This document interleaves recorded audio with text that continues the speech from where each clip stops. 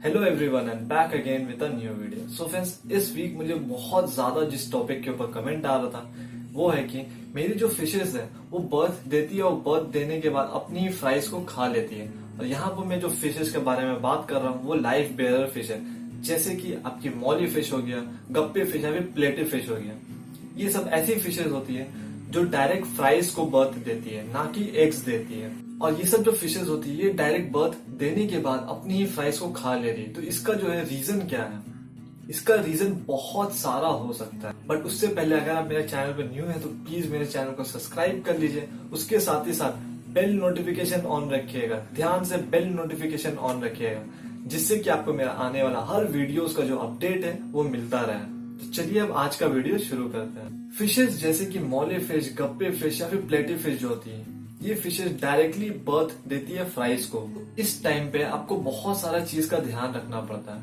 ये जो फिश होती है ये बहुत बदनाम होती है अपनी फ्राइज को खाने के लिए। तो अगर आपको अपनी फ्राइज को बचाना है तो उसके लिए आपका जो फिशेस का स्ट्रेस है उसको कम रखना होगा। फिशेस अपने फ्राइज को तभी खाती है जब वो लोग बहुत ज्यादा स्ट्रेस में रहती है।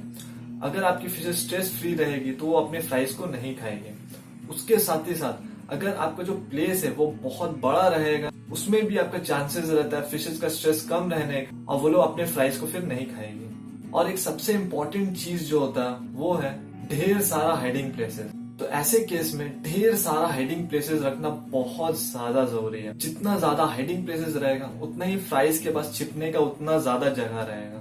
इसलिए जिस भी टैंक में अपना मॉली फिश या फिर गप्पी फिश रखते हैं ब्रीडिंग के लिए, वो टैंक में ढेर सारा हाइडिंग प्लेसेस देना बहुत ज्यादा जरूरी है।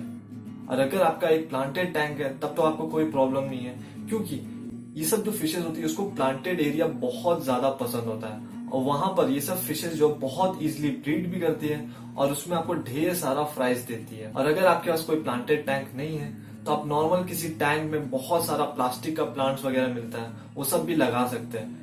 मेन मोटिव ये होना चाहिए कि उस टैंक में ढेर सारा हाइडिंग प्लेसेस रहना चाहिए और फिशेस को ज्यादा स्ट्रेस में नहीं डालना है। इस टाइम पे अगर आपकी फिशेस जो वो ज्यादा स्ट्रेस में रहेगी, अगर आप बार बार उसको आके डिस्टर्ब करते रहेंगे तो ऐसे केस में आपकी जो फिश होती है वो बहुत ज्यादा स्ट्रेस में आ जाती है और वो उसको लगता है कि जो मेरी फ्राइज है वो बचने नहीं वाली है, वो अपने ही क्या करती है सारी फ्राइज को मार देती है। इसलिए उस टैंक को थोड़ा सेपरेट रख दीजिएगा, ज्यादा डिस्टर्ब मत कीजिएगा, उसमें ज्यादा ब्राइट लाइट मत लगाइए, डिम लाइट ही रहने दीजिए। और जब आपकी जो मॉली फिश है या फिर गप्पे फिश है वो अगर बर्थ दे देती है तो साथ ही साथ उस मदर मॉली फिश को वहां से हटा दीजिए, क्योंकि जितना देर अपनी मदर मॉली फिश या फिर गप्पे फिश को उस टैंक में रखिएगा वो उतना देर तक किसी मॉली फिश को मारते रहेगी या फिर खाते रहेगी। ये बेस्ट रहता है बर्थ के जस्ट बाद मदर मॉली फिश जो है उसको हटा दीजिए। बहुत सारे केसेस में ऐसा भी होता है बर्थ के बाद वो जो मदर मॉली फिश होती है वो बाहर जम करके मर जाती है। ऐसा भी मैं बहुत सारा कमेंट्स में सुना हूँ और मेरे साथ भी ऐसा बहुत बार हुआ है। तो जो भी जगह में आप अपनी मदर मॉली फिश को सेपरेट कर रहे हैं उसको आप एक्वेरियम के ढक्कन में बंद करके रखिए, या फिर अगर आप कोई बकेट वगैरह में रख रहे हैं तो कोई कॉटन, लाइट कॉटन कपड़े से उसको ढक के रखिए।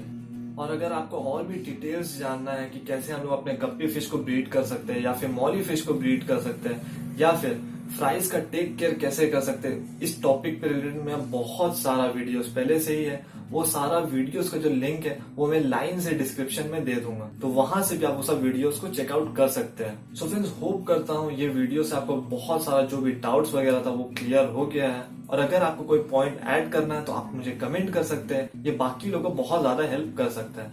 इसलिए आप अपना ओपिनियन भी जरूर से मुझे बताइएगा।